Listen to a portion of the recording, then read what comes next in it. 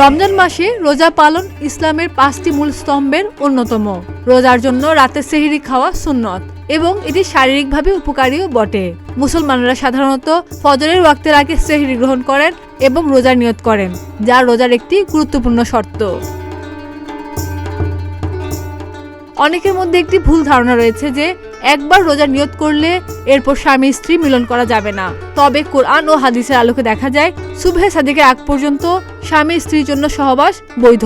আল্লাহ তাআলা কোরআনে স্পষ্টভাবে বলেছেন, রমজানের রাতে তোমাদের জন্য তোমাদের স্ত্রীদের নিকট গমন হালাল করা হয়েছে, তারা তোমাদের জন্য পরিচ্ছদ আর তোমরা তাদের জন্য পরিচ্ছদ।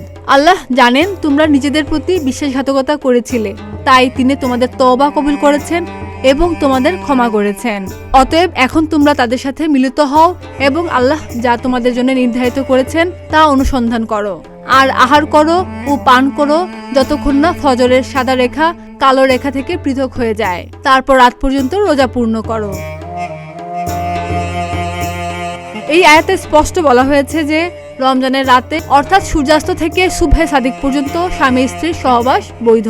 সেহরি খাওয়ার পরও যদি সুবহে সাদিক হওয়ার সময় বাকি থাকে তাহলে সেই সময়ের মধ্যে সহবাস করা ইসলামে অনুমোদিত। তবে সুবহে সাদিক শুরু হওয়ার পর থেকে সূর্যাস্ত পর্যন্ত রোজাদারদের জন্য সহবাস সম্পূর্ণ নিষিদ্ধ। খাদিজা নিপা, প্রতিদিনের বাংলাদেশ।